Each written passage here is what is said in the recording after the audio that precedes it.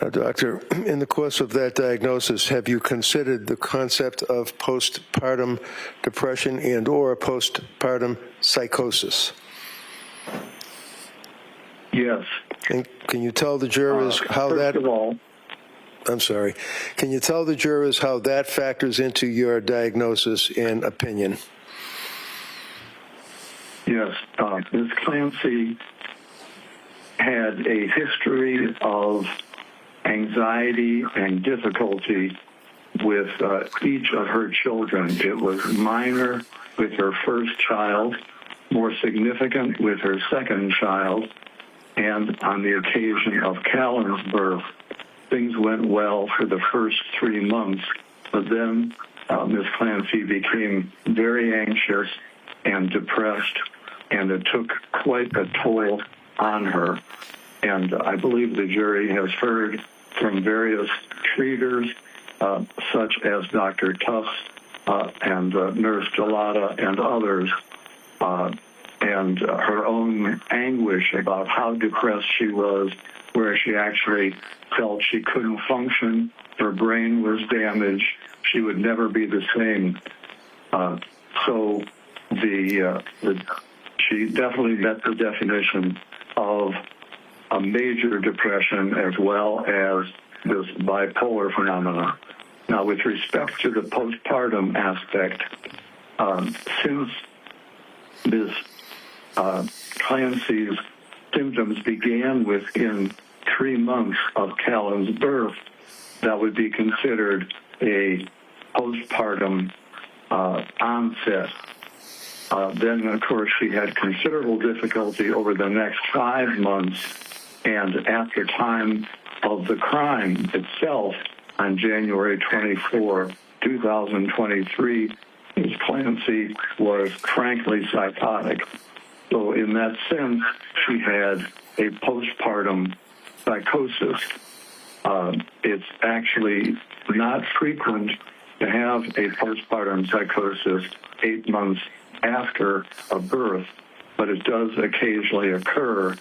And so what I can say is whether it is the classic postpartum psychosis or not, with the postpartum onset and frank psychosis on the day of the killing, I would label that a postpartum psychosis in the sense that it was a postpartum onset and she was clearly psychotic on that day.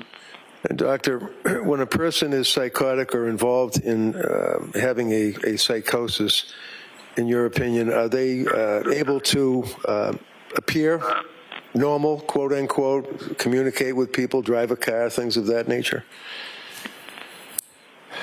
Well, let me say there that Ms. Clancy herself did her best to not reveal the extent of her depression.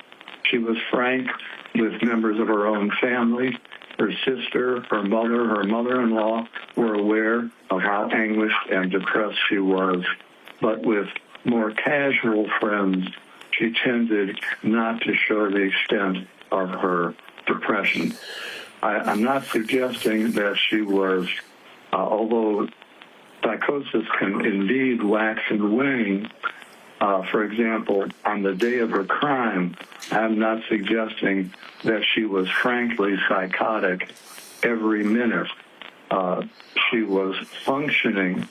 In fact, she said she was having a better day than other days, and she actually went out and made a snowman with the kids, visited with, took Cora to a doctor for the 5th birthday checkup, and was functioning at a level that was not frankly psychotic until she had a command hallucination while her husband, Patrick, was out doing a couple of chores. And can you tell us, doctor, what, in your opinion, what a command hallucination is and how it fits, if you will, in a diagnosis of psychosis? Yes. if we take, first of all, a hallucination is simply hearing a voice, and the voice can be benign or it can be more malignant. So a voice may just simply say, open the window. About 1/3 of voices are called command hallucinations. That is an instruction to do something. And the majority of those commands are benign. So it might be open a window, get a glass of water. It might be something much more ominous, such as to kill oneself or harm someone else. Those are dangerous command hallucinations. Now, in Ms. Clancy's case, she had not only a command hallucination on the day that she killed her children, she had what is known as a delusion of influence. That is, not only did she hear a command, but she felt that her body was taken over by an external force where she was in a dream state and did not have control of her own body. It was almost like she was a puppet and someone else was pulling the strings. Yeah, hold on a second. Counsel?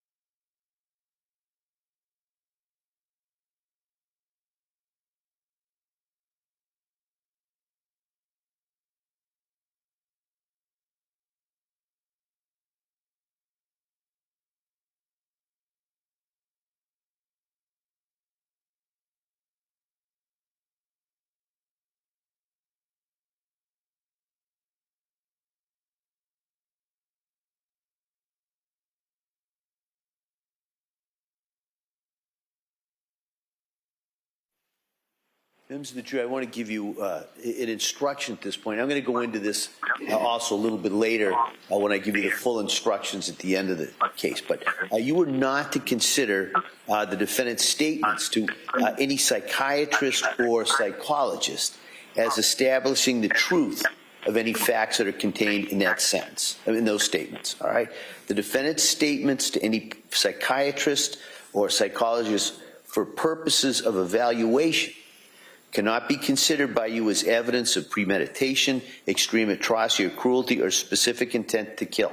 Such statements are admissible only as they relate to the basis for the doctor's opinion of the defendant's mental condition. All right, and I'll go into that a little bit later. Okay? Go ahead, Mr. Rigg.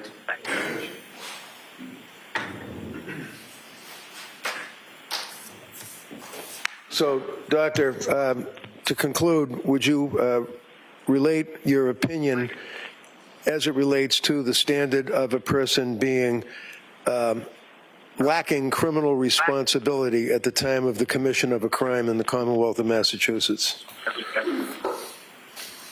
Well, there are two arms to the test for criminal responsibility.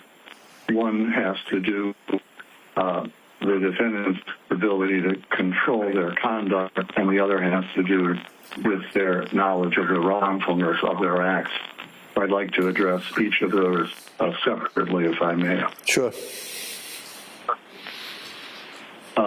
With regard to my opinion is that Ms. Clancy was, due to her mental disease, unable to conform her conduct was to the requirements of the law on the day that she took the lives of her children.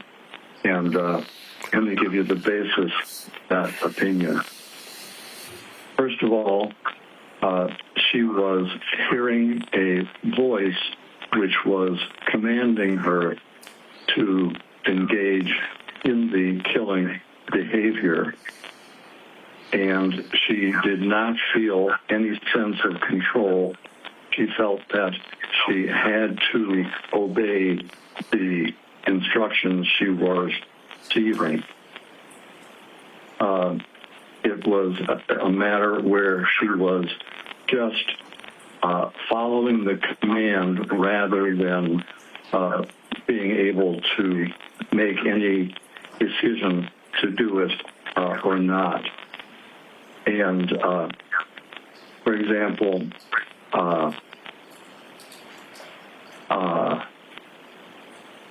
I asked Ms. Clancy. No, you can't say what you talked. Doctor, you can't. You cannot say what she told you. All right. Okay. All right. I will not do that. Let me just make sure I'm covering other aspects of this. The second evidence that she was lacking control is the fact that she made a severe suicide attempt, also based on the command hallucination that she heard that day, so that she not only cut her throat and jumped out of a window, she very much wanted to die. Now, in my research on women who kill their children, I've divided the motives into 5 categories, and I want to look at how Ms. Clancy did to those motives. So tell us the 5 categories. Yeah, the 5 categories are: first, altruistic filicide. What does that Secondly, mean? What does that mean, altruistic filicide? Altruistic filicide occurs when a murder is committed out of love rather than hostility. It is an effort on a mother's part to do what is best for the child. They may believe the child is, they may have a delusional belief the child is about to be tortured in their delusional mind, and they take their life in doing what they believe is in the best interest of the children based on their delusional idea. Altruistic filicide also occurs when a mother may plan to take her own life, and in her psychotic thinking and severe depression, it is distorted, and she may believe that the child will be worse off if she remains alive.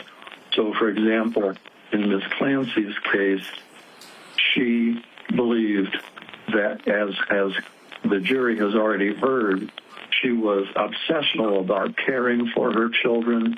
She consulted with others at work to try and do exactly what was right for her children, and she believed that if Ms. Clancy took her own life, her children would be in terrible shape, and in her mind, she believed that she would be doing her children a favor by having them go to heaven with her rather than remain on earth without her doing the mothering. Her mind was very distorted like that. Okay. So if you could just tell us the other titles of the other 4 types that you were referred to. Just tell it without getting into detail if they don't apply to Ms. Clancy. All right. The second category does apply to Ms. Clancy, and that is called acutely psychotic filicide. Okay. And this occurs when someone is frankly psychotic. They may have delusions or hallucinations. They're out of touch with reality, and rather than having any rational motive they're simply acting on their psychotic beliefs. So those two both apply to Ms. Clancy. And The other three... Okay, go ahead. I'm sorry. Go ahead. No, that's all right. Just give us the other three, the captions of them. The other three which do not apply, one is called child maltreatment, in which a parent may shake the child to death or throw a child against a wall in an abusive manner. The next category is unwanted child, where someone, just for their convenience, the child is a burden, and they kill the child for that motive. And the final motive is spouse revenge filicide. That is, someone hates their spouse so much that they're willing to sacrifice the child as a way to punish the spouse. And the three latter categories clearly do not apply to Ms. Clancy. She loved her husband, respected her husband, had a good marriage. She never spanked or ever abused her child, and all of her children were wanted. In fact, she planned to have a fourth child. So those three categories clearly do not apply. If I can explain how the two categories did apply, I've already mentioned that Ms. Clancy believed that a distorted belief that her children would just be miserable, and she could not imagine them continuing to exist and have a decent life without her being there as a mother. And so in that sense, she did what she believed was morally right, even though she understood that ordinarily killing a child is against the law. She believed that she was doing what was right for her children with her distorted psychotic thinking about the children's need for her. And then with respect to the second category of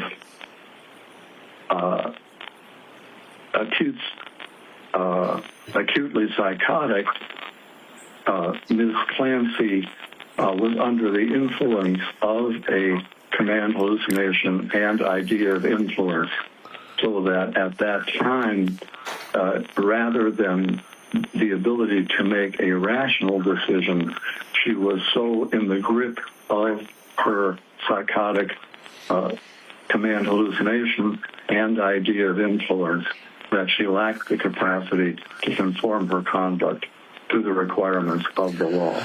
Okay. And, Doctor, pretty much finally, there's been some questions or allegations that Ms. Clancy did not provide information to her health care providers about her adverse effects of medication that she had been prescribed. Do you agree with that from your review of the medical records, or did she, in fact, tell her health care providers how she felt as a result of what she perceived to be the medications that were prescribed? It's my opinion with reasonable medical certainty that Ms. Clancy was actually a more sophisticated patient than most, and she was forthcoming in conveying her symptoms. The one area in which she was not fully revealing was the area of when she had an impulse to harm her children, and that was because she had a rational belief that her children may be taken away from her by a social service agency.